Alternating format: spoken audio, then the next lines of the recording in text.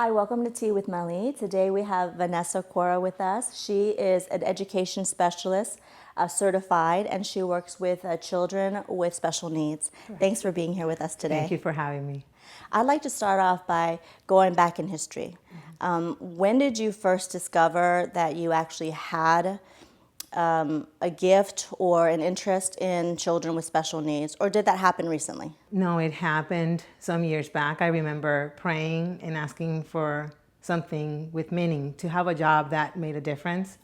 And a couple of years later, with my son, we discovered he had special needs. He had issues in just starting in daycare. He was at home with us for the first 13 months when after he was born. And 6 months into being into a daycare, they asked me to leave. They told me, medicate your son or you cannot come back. It was really harsh. I cried the whole time. And that started a journey of looking for ways to helping him. Through friends who had kids with disabilities, we went to children's hospitals. We hired a behavior specialist. We looked for a new daycare place. They received us, but unfortunately there too, they asked me after a year and a half, you have to go. So by the third place, I was not sharing with them the issues with my son. I was just telling them we were looking for a place where he can grow, because he was learning. He's really smart, but his behavior, he was hitting kids. He was banging his head against walls. He would get excited easily. He would cry for reasons that we did not understand. If he heard loud laughter, he would cover his ears and start crying. So we didn't know what to do. People give you a lot of advice. You need to spank him, you need to be stricter, you need to, but that was not the case. At 3.5, he went, from the moment he was 19 months old to 3.5, he had gone to 3 different daycare facilities, including a Montessori school. That in 6 weeks gave me back my deposit and said, your son needs one-on-one attention. You need to go. Oh my gosh. So that's what started the personal journey. It wasn't just, right. Yeah.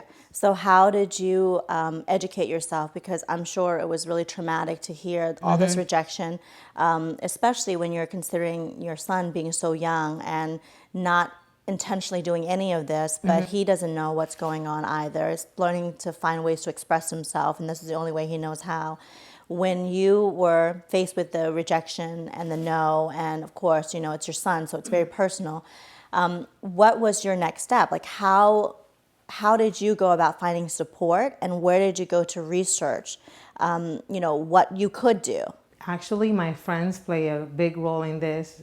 They told me about something called Child Find. Okay. It's a service provided by the county I live in, where they come and evaluate their son. So social workers come out, psychologists, all kinds of school related services to evaluate the child and see what's going on with him.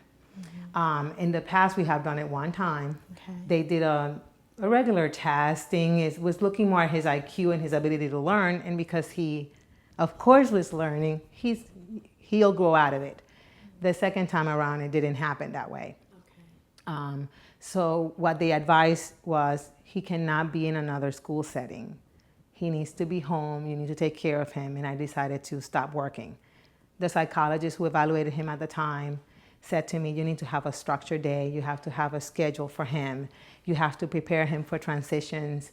And so my life became getting the schedule ready, having pictures of the day from taking a bath, brushing your teeth, eating, learning time, play time, going to the park to help him with social skills.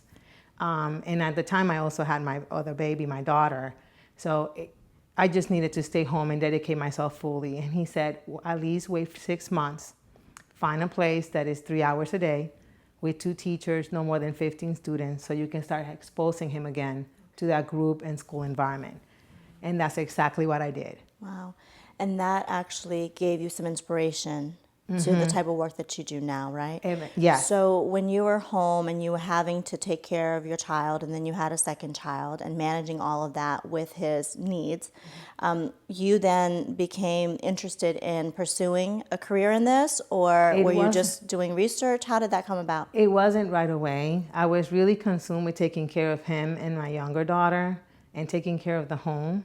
Unfortunately, after a couple of years going through a separation, And when he went into full-time care, meaning full-time in the school system in our county, kindergarten is only half a day.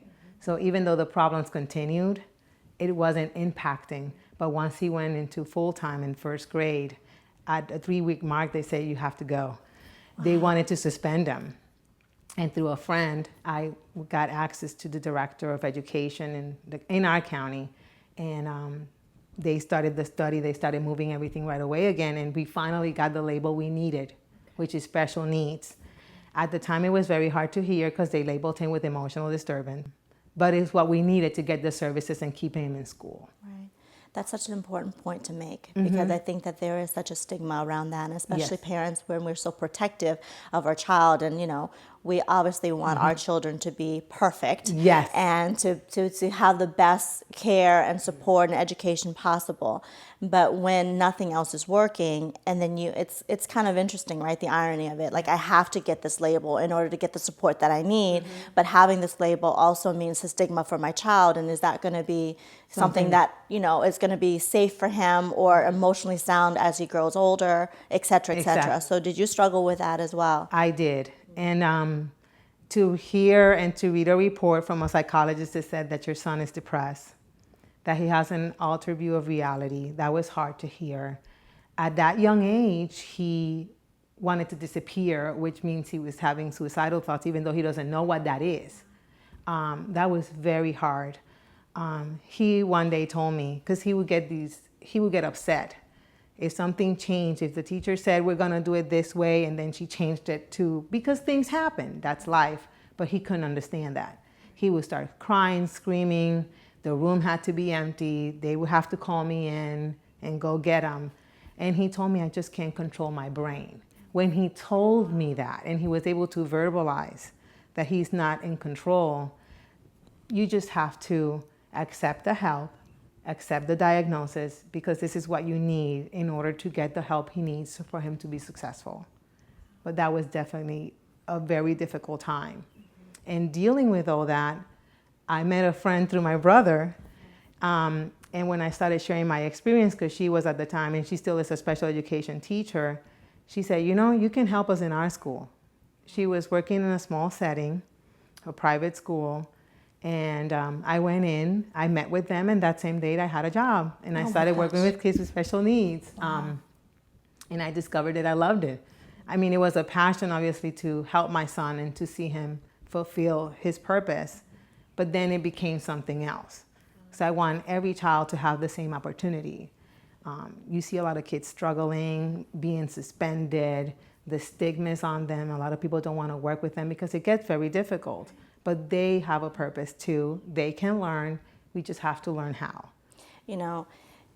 As you were sharing that, it made me think of a time when a mentor of mine said to me, when you do your life's work, when you know that it's your passion and your life's calling, it's when you can love someone or people or do something that you would do for your own family. And I was going through a tough time with my grandmother, and she passed recently, and she was, and I kept talking to my mentor and said, I love her so much. I want to give her my all, and I want to be able to care for her the best possible, that I can while she's here. And my mentor said to me, when you know you're living in integrity of your life's purpose, it's when you can love every grandmother of the world the way that you love yours. And when you said that, it just reminded me of how your work now of loving every child that comes to you as much as you would love your own son, it's when you know you're doing your life's work. And it's very refreshing to hear it. And it's interesting because you said you prayed about it like many years ago and didn't know what that would look like. And sometimes we don't. Sometimes we just don't know what that's going to look like. And as life would have it, it led you right into what you were meant to do. And I know you're meant to do this because you love it so much and you're passionate about it. At that time when you first got the job and you fell in love with this work, and now you're seeing other children, which obviously makes you as a mom feel less alone because now you're seeing other parents go through this, right? You then decided to pursue an actual certification? Yes. Okay, so let's talk about that. Like, what did you have to do for those that are interested in going into this field? Like, what did you have to do? It was really awesome because when I went to have my first evaluation, the director, I told her, I love this job, but it doesn't pay. What do I need to do? I want to stay here. I don't want to go. What do I need to do? And it just so happened that she was approached by George Mason to do an intensive program. At that time, this school is an all ABA school that's applied behavior analysis. So that's the way we were teaching, the tool we're using to teach. And she said, we'll pay for you to go back to graduate school. Wow. And there we go. When I'm applying to be part of this program, to become a BCBA, you need to have a master's degree. So I just decided then, I said, well, why not?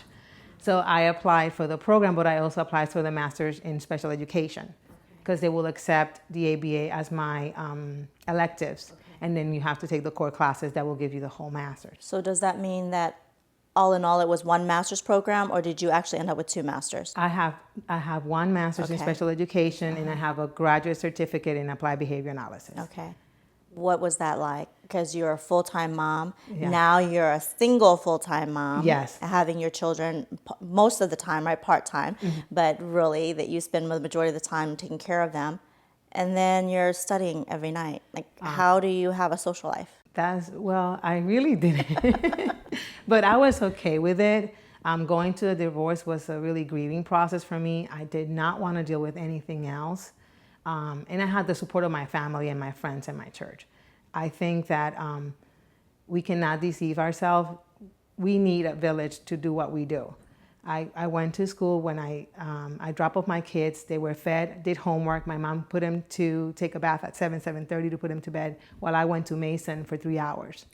There were plenty of times that I cried on my way there, but you get the strength the next day to do it all over again, and you keep going. And I had a lot of support throughout the whole process, so I was not alone. And I had peace of mind because it was my mother taking care of my children. I didn't have to rely on a stranger or trying to figure it out how to do it. That was very instrumental in me having success in school. So you now have certifications, you have your master's. How rewarding is that for you now to be able to not only do the work on a day-to-day, but you actually have credentials and you're going out there and even talking about opportunities where you can speak and teach this, right? So Yes. How does it feel to It's have amazing because I feel like I had a second chance. When I was younger, I studied business. You're doing the project management thing. You're trying to find out your way in this life, and things change. And granted, I prayed for change. I didn't know it was going to come this way. But I feel like this is my second chance, and I make the best of it every day, work hard every day, try to inspire my own children and the kids that I work with, the people around me. I encourage them to pursue what it is their passion, especially when I see them working with kids and I see how wonderful they are. I encourage them, go to school so you can get the opportunity to lead a classroom and to influence more people, more parents, more children. Because unfortunately, if you don't have the credentials, they won't let you do it for a long time. Or you can only assist and you will have limited influence. But if you want to have more, then you have to go and pursue that. You have such a strong work ethic, and I've known you for several years now, actually many years, and I've always known how hard you work. You put your heart into everything that you do. Where does that come from? Where does your work ethic come from? I mean, did it come from childhood? What did you experience or see? Or was it something you learned recently, having been divorced and having to do this? I learned that from my mom. She was a single mom. I don't have recollection of my dad as a young girl. And seeing her, she was always early to work, always ready, worked hard. I remember she would get awards every year, Miss Production. She started getting recognized in a way that she got promoted. And I mean, seeing her leave at 6 o'clock in the morning and her commitment to her job was definitely the thing. And the words she shared with us, whatever you do it with all your heart, do it with pride. You're representing your family, you're representing yourself, and that stuck. So that never left. Whatever I do, you got to do it right, and you don't give up just because it didn't turn out right that day or you had a bad day. My mom never said, well, I'm not going to work because someone was not nice to me or they didn't recognize my work. She just kept going because it was all like an internal motivation of hers to accomplish these things. And I know that I got it from her. Right. Well, it's ironic, right? Because she had two kids that she had to take care of, and that was her motivating factor. And here you are, you have two kids, and Yes. that's your motivating factor. And do you see yourself kind of repeating the same thing that your mom said, and you're like, oh my gosh, sounds familiar? It sounds familiar. Yeah. And I find myself teaching them a lot about it too, talking to them about responsibility, about keeping your word. People count on you, just like you count on me when I say we're going to go do this tomorrow, and I follow through. People count on you, and I remind them of that every day, because I think we need more people of integrity. We need people that keep their word, that follow through, that if it gets hard, they don't give up. Right. That's the way we make an impact. Right. Now, I also know that you were born and raised in Puerto Rico. And I want to talk about change and transition, because I think that's with children, especially with children with special needs, one of the key issues with being able to move forward is change and transition, right? How to cope with that. And I think that you have personal experience with that. What was it like when you, as an adult, came to live in the U.S.? Now, we know that Puerto Rico is a part of the U.S., but culturally and it's the very language. different. Right. So what was that like for you to be able to adjust to that kind of change, and how do you then teach your children about change? Well, at first I just wanted to go back home. Yeah. I got married in November. That was the hardest winter ever. I think it took me like 3 years to just get used to the fact this is it. At times it felt like it was doomed, and I still didn't have connections. I think that makes home. Yes, my brother was here, my mom would come to visit, but I was still feeling alone. It wasn't until we moved to a neighborhood and I had my son and I started getting connected within the community and having friends that it started to feel like now Virginia feels like home. But it took a while, and it took, recognizing that I wanted to go back, but recognizing that I couldn't leave. I made a commitment to stay. I made a commitment to this man. I have to stay here. But definitely there were many days that I wanted to just go back. Which leads me to why I asked this question, is because the importance of community is so, I would say it saves a lot of energy and time, because when you don't have a sense of community, or you don't have a sense of home, and you don't have friends and the people that you can connect with, it really is isolating. And for, especially when I think about change and cultural differences, I mean, there's so many people around the world that are constantly moving, whether it's for a job or for love or for whatever. And to be able to be in a place where you have to be open to creating your own community or reaching out versus being isolated, that is critical. And I think that as parents, in your case, when your children watch how you handle change, yes, it also basically shapes them into how they react to change. Would you agree with that? Yes. And I ask this because in your work, every day you go to work and you have children. A lot of them are in your classroom now, but then they have to adjust to somebody else, another student coming in, or somebody else being removed or taken out. How do you help them with change? What are some of the steps? And I'm talking for everybody out there, because change is hard for everybody. What are some of the steps that you teach? The first thing that parents, they really need to work close with you. The students that I see having most success are the students that their parents know exactly the programming that the student has at the school, and they follow that program at home, that they take the time to learn the program. The teacher can train you in the program. The teacher can have you come in and observe and teach you what you do with their son or with their daughter that they can do at home. They get connected with the parent resource centers. There's different groups, either through nonprofit organizations or just the school system, that reach out to parents, family centers, and they're part of that. So they take part with other parents who support each other. I remember being part of a course, an 8-week course, to teach us how to cope. So they would take the kids on one side, the parents on another. But I think the main step is that the parents get connected. They start with the Parents Resource Center. So they will learn what is available in the community, what support groups are available. They meet once a month. There's respite care. Parents with kids with disabilities need rest. You're restless because all you think about is the well-being of your son or daughter all the time. That's your main concern, all-consuming. You need to understand what they're doing with him in school. Is it working? Is it not working? It's intimidating because I sat on the other side where all of these professionals are telling you what to do. But those professionals, you need to question everything they do too. Don't always say yes. Do your own research. Ask other professionals. They're advocates that are free in the community. Every community has advocates. I'm not saying the school system, we are taught that we do the best we can for each student and we implement the plans as we agreed. But as a parent, you are the ultimate advocate. You have the biggest stake. So if you need help, get an advocate. They're free. You don't have to pay anything for that. Where do they go for that? For example, the Paxton, the Arc of Loudoun, if you're Loudoun County, their advocates are amazing. They're lawyers. They can help you, and they travel. They just don't limit themselves to Loudoun. They have even gone into West Virginia because there's a real need. It's very complicated. It's, a lot of legal terms. When professionals get together, they're using all these big terms and that. What does that mean?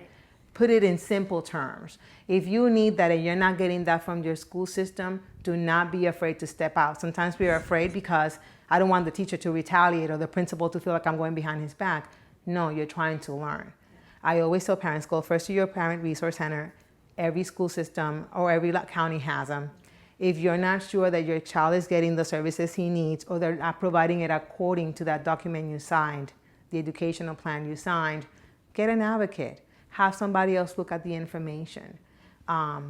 We are supposed to collect data on what we do every day and how the student is performing. Ask for a report on that data. Meet with the teacher once a month. You need to be proactive. Don't rely so much on them because, again, while they're trying to do their best, the ultimate advocate for that child, I found out for myself as a mom, is me. I'm the number one cheerleader for that child. That other person is still committed to the county. It's employed by another person. You are the one who has the biggest stake. And when parents, I see them doubtful, you need to ask questions. You need to push for more. Because if that means that something is telling you inside of you that there's something missing in that program, there's something missing, maybe you need additional support. There's even support that comes to your home. Parents don't know that. No, they don't. This is great information. I'm just sitting here thinking how many people are out there, parents, guardians who have no idea what to do and they're just feeling alone in the world. That there are resources available to them. There are resources available. Some will be through your insurance, some to be to volunteers, but there are resources out there. You just have to look. And sometimes it can get a little complicated, but you should be able to find this information. That's why I always direct them to the Parents Resource Center. Talk to your teacher. What resources do you know about? Ask the psychologist, the social worker that have been working on their case. Ask them, what else can I do? Where can I go to get more information? I want support at my home. There's people that even come in and help you to structure your afternoons and your days and deal with the behavior issues that you see at home. Parents don't know that information. A lot of times they're so overwhelmed and tired. They have to work a full-time job. They have a child that has special needs. They're coming home, they're just putting out fires. We need to help them to be proactive. We need to move them from that reactive mode to proactive, and that will give them a better quality of life. The other question I have is there are a lot of parents also who have multiple children, and maybe one has special needs and the other. I mean, and I think you struggle with that as well. And I know, with my sister, my older sister, one of my nephews has epilepsy and the other one doesn't, and she struggles sometimes with the time, the attention that each one gets, and the one that with special needs obviously needs a little bit more attention, but how do you manage that with the other child? And I know that we're not isolated in this. There's tons of parents who have to struggle with this. Can you talk a little bit about that? How do you manage that? And at the beginning, I noticed that when she would ask me, well, can you do homework with me or give me extra work? She was asking for that attention. You do that, spend one-on time with them. As simple as watching a movie, go to their room, play with their toys. If she's a girl, like with my daughter, she likes to do her nails. Have a mommy time with her or with him. Have time alone with that child. Let them know that they're special and valuable, because believe it or not, they do know it. They do know that this other child consumes all your time. And you don't want them to grow resentful of you or their sibling, because they do love you. But they need attention. And sometimes I would feel guilty. Oh my God, I spent all of these hours of the day and then I give her 10 minutes because she's doing fine. No, but there are other emotional components that then come in. She wants to feel special. She wants to have your attention. You need to make it a point. And every day you need that child know that she is special. That if you have to lay down on her bed and just sit there for a little bit longer because she needs you, because you have paid all your attention to the other child. And it's not your fault. Don't feel guilty about it either. They need your attention. So as a parent, you just need to be conscious, aware of it. Do not feel guilty and think of ways that what does your child like, and then do those things with that other child so that you can help them feel important. That's a very important point. I just feel like that is such a critical piece to the balance in the family, you know, being able to take that time and say, wow, okay, let me make sure that the other person emotionally isn't also going to have issues, behavioral issues based on, you know, my other child who has special needs. I find that a lot because I do have friends who also are in education, and they do see that. A lot of times the parents are very upset or angry, and then the other sibling comes in and they have more issues now with the other sibling because there's lack of attention on that part. So finding that balance, I'm only assuming that it's very difficult, but it can be done. Right? It can be done. You just have to make a point of it. And if sometimes you see them, they're a little sassy, or they're like, you can tell in their little faces they're not okay, it's because they're needing that one-on-one time with you. Like, my daughter likes to read. So sometimes we just sit in my bed and we read in my bed. Instead of just making this formal thing with the homework and all these things, it's gonna get done. She just wants the time with you. Or last night, I just lay down beside her and she didn't want me to go. So I waited until she fell asleep. They just need to feel close to you and that bond with you, because while they understand that their brother or sister may have an issue, they still need you just as much as the other sibling needs you. Yeah, that's a really important point to make. What do you love about your work? Like, give me some ideas or examples or reasons why you love your work so much. We have this one student, for example, that they say he was unteachable. There's no such thing. To see them make little steps, whether it's learning to feed themselves or put on shoes, tying shoes, buttoning, things that we take for granted, and they learn it. And then seeing them feeling independent, smiling more. A lot of times the behavior issues comes from the inability to communicate. If I don't have the ability to communicate, I'm gonna get mad because I want something and I have no way of letting you know what I want.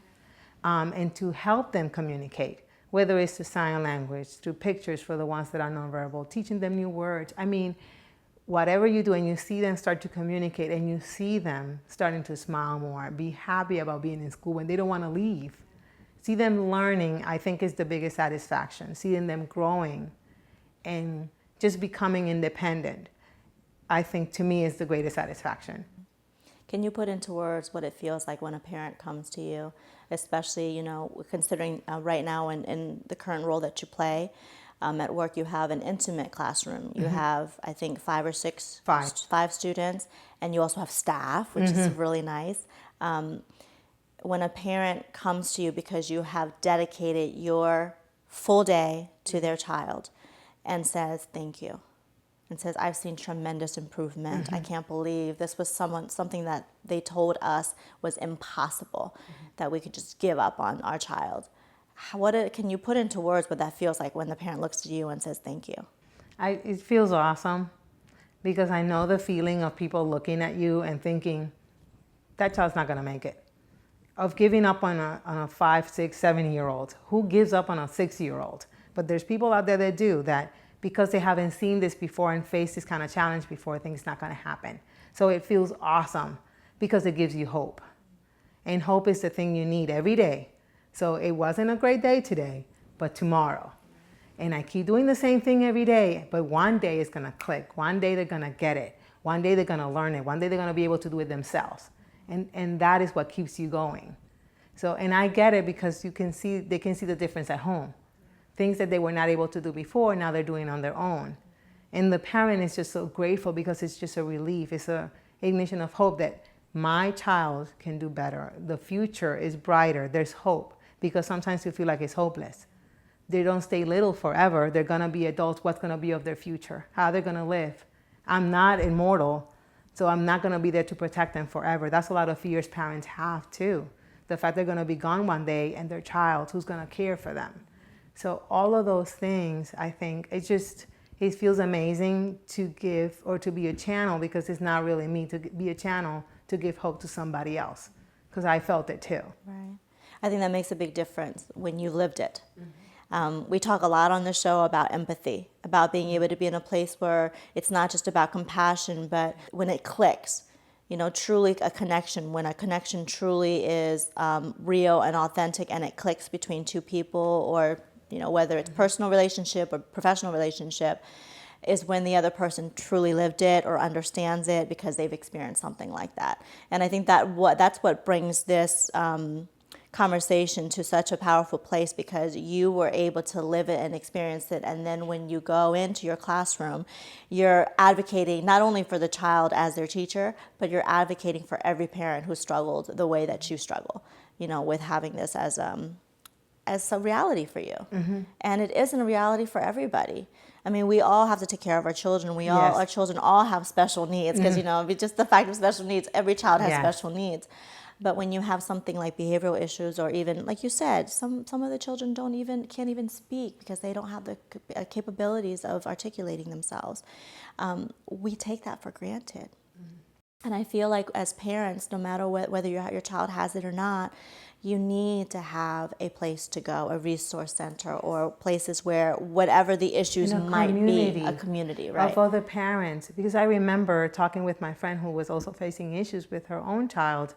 And, it's very hard for us when you sit around other parents and they're talking about their son being in the honor roll or getting all these awards, and you're sitting there and you're like the odd parent who has nothing to say, because we feel like we have nothing to celebrate. But it's not true. We have things to celebrate, but it's not going to be in the conventional way, and you have to accept it.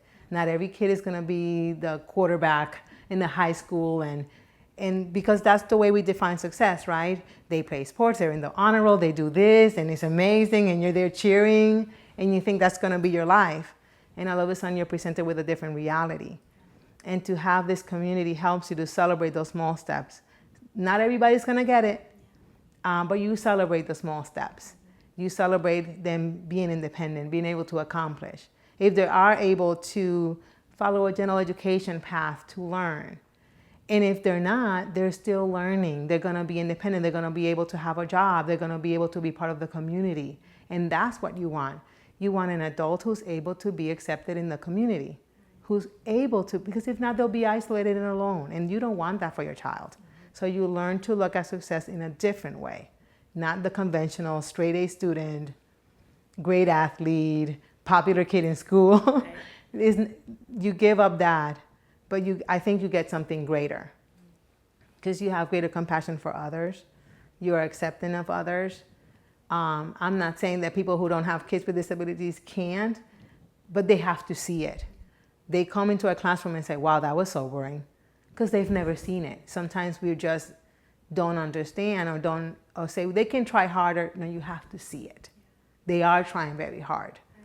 It's just that the set of gifts that they have and what they were given, may not be able to do the honor roll thing or the sport ideas that you have as a parent, but they can do other things. Like my son loves board games and he wants to do chess clubs. Right. Well, when I had a boy, I thought we were going to be playing baseball because I'm Puerto Rican. That's what we do. Guess what? You hang up baseball and you pick up chess, and it's okay. It's a satisfaction. He's happy. And that's what's important. It's no longer what I wanted for him.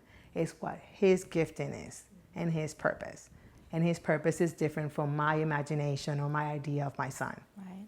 That's so beautiful. It's really powerful. And I'm sure, I'm just thinking about, even thinking about my nephews while you're talking, and to see how unique they are and how many different gifts they have. As different as they are, they're still little boys, and they still want to play, and they still want to be able to express themselves in their way. And so I commend you for all the stuff that you've been able to kind of maneuver through, work through, and then be able to take the time to get educated, to support your own child, but also to support the children of so many parents that you advocate for. How do you get your rest? Because we talked about rest before, but how do you find time? Because you're doing this full time, and then you come home and you still have to take care of your children, and one that does have special needs, the same as you've done all day long. When do you get time to have reprieve and respite? I still struggle with that. I don't know how to, if something needs to get done, I want to get it done. I don't know how to slow down. I laugh because I have a tub in my house, but I've never used it, and it's going to be 6 years. I get in there and I get anxious. I want to get out because it's just like, it doesn't make sense. I'm not doing anything. So that is my biggest struggle, learning how to relax. Like, it doesn't happen often. I did enjoy the massage. We got you a massage. Yes, Now we're gonna get you a full spa day when they actually soak you and give you a bath. But that, I think that is my next lesson, that there's certain things, there's nothing wrong with rest. Sometimes I think I have equated rest to maybe laziness or lack of motivation, and I just can't stay still.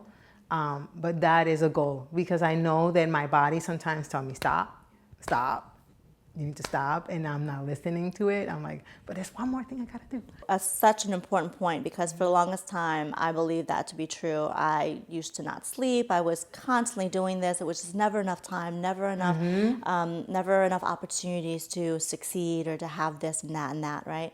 And what I would do is I would go until I crashed, meaning I would just go, and then I would be sick for a month. And that's not good. And I've learned the hard way many times the sacredness of rest, the sacredness of meditation, time for prayer, time to just have your time with nature, and even if it's not with nature, with yourself, like to even hear yourself think and process. For me, it's through my writing and my poetry that it leaves me, but for you, it could be taking that bath, giving it a try, right? Or to go for a walk. I know that you love the outdoors and hiking. But I want to make that point, because especially in the role that you play and the everyday, not ever really being able to stop the care part, the caregiving part, the nurturing part. Who's nurturing you? And if you're not here, and I've learned this, I'm talking to you, but I'm talking to myself here. If you're not here, how are we going to give what we either promise to give to the world or to our families, or how we've envisioned our life, a fulfilled life, to look like? If we don't have our health, we can't do the work of helping other people. Exactly. You know, starting with our own children, our family. Yeah. But when it's a life calling like you have, and a life calling like I have, and we know we're doing it, and we want to do it to a greater extent, it won't happen without the physical us, because we're still human beings, and we still have this physical engine that we have to fuel. And a lot of that has to do with sleep and rest. And it manifests in many different ways. We talked earlier about, weight gain and not feeling energy and stuff. I mean, that happens to me. My thing is I don't sleep, and then I have this weight gain, and then it takes a long time to get that off. And then you're working hard for that. Right, exactly. So I want to hone in on that point, because I feel like so many A-types, right? They call it the A-types.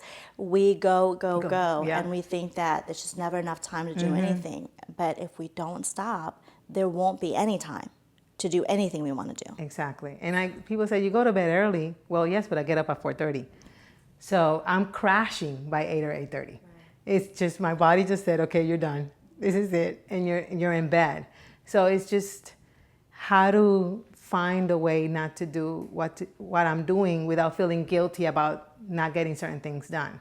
Because then it's just nagging at me. You could have done it. And letting that go. Right. Well, coming back to your work in the world, could you share with us some of the things that you think can be improved? I mean, I know this is just a personal perspective and a personal opinion, but what are some areas that you see in your everyday work that you would like to see personally shift? I would like to see, as a teacher, a lot of times you get in there, and because every student has an individualized program. But we also need to incorporate more of the functional and life skills early. We call that there's an acquisition rate. That's the way the student learns. So if an average student takes them 1,000, a kid with disabilities might take them 10,000. So if we start early working on those life skills, on those functional skills, instead of waiting middle school, maybe high school, again, it takes them a little while to get certain concepts. If we start early, I would love to see that. Again, you have an educational program that you follow, but if you had a footprint, it makes it easier for the teacher to navigate instead of doing my own research and using that time in research instead of just implementing. I think it will make your life easier. Yes, we have standards of learning, but those are mainly for academic goals. Right. But with our kids with disabilities, we have a dual responsibility. It's not just academic, it's their life. How are they going to be independent? Can they get up for a job every morning? Can they get dressed? Do they know to shower? Take 3 meals? Do they know how to go shopping? What do they know how to distinguish something dangerous, a dangerous situation from a like we teach our kids how to cross the street. Our kids are not aware.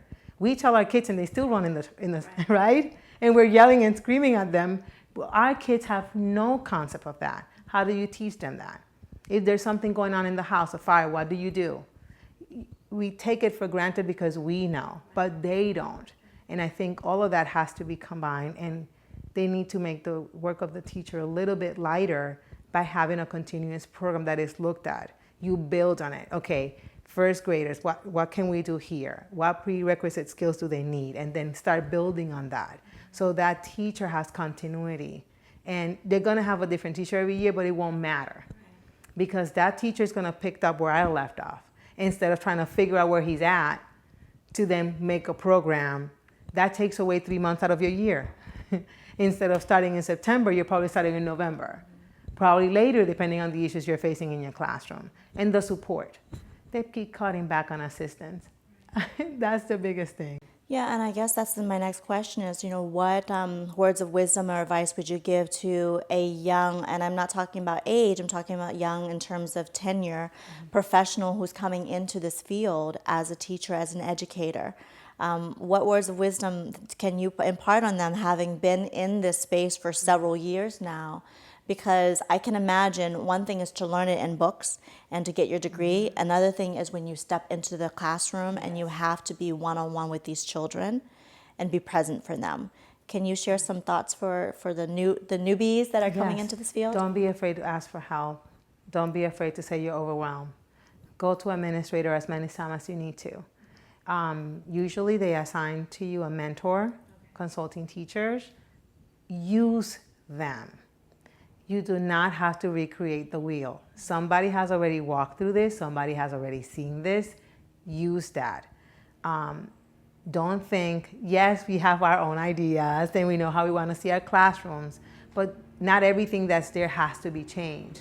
Go in, see how the classroom is working, and then slowly the things that are not working, start changing those. But I think the biggest thing is don't be afraid to ask for help. Don't be afraid to call people in and say, can you watch me doing this? Because this kid is not getting it.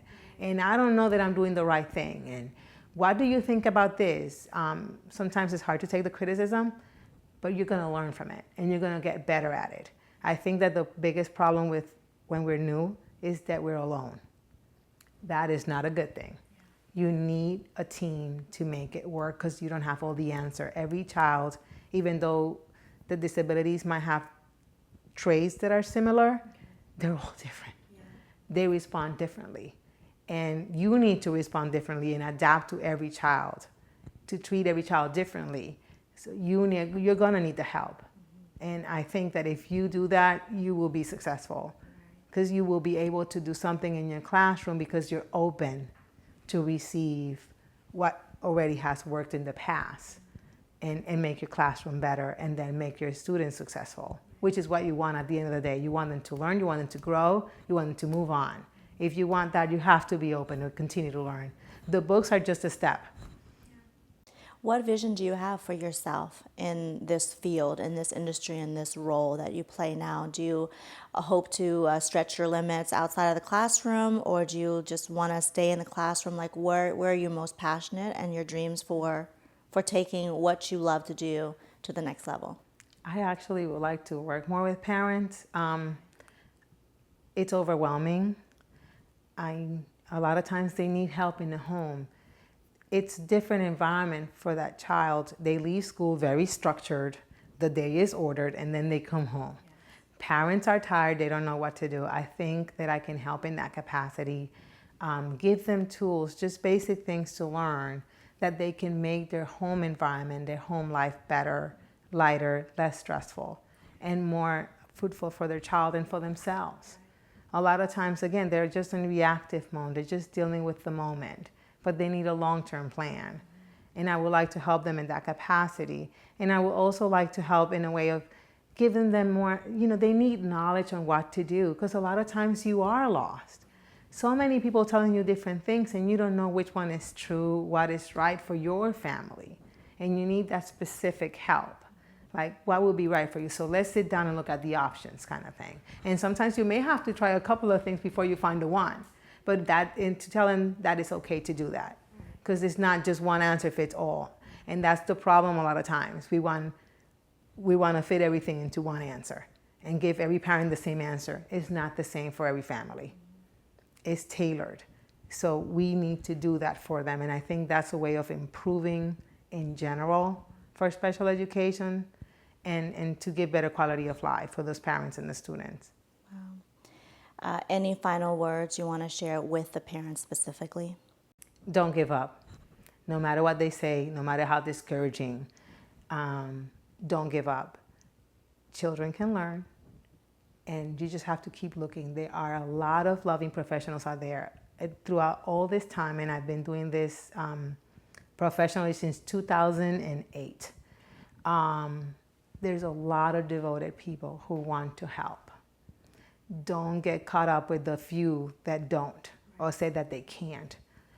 Keep looking, because there's a lot of people who care. I've met a lot of wonderful people that I would trust my own child with them because I've seen the quality of work that they do and the compassion and the commitment that they show to help your child succeed. There is hope. There's another day. Just keep trying.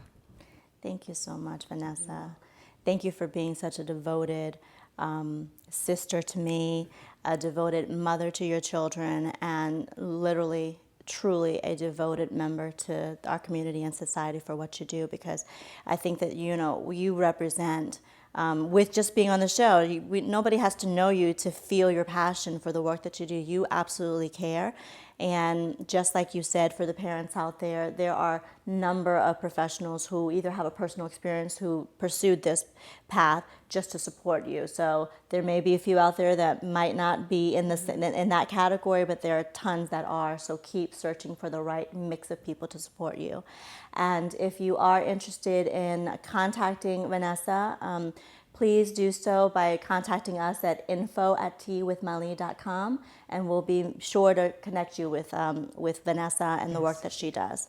So thank you so much again for being here.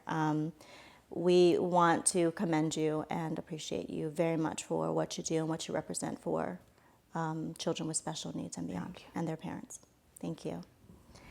Thank you, everyone, for joining us again on another Tea with Mali episode, and we'll see you next time.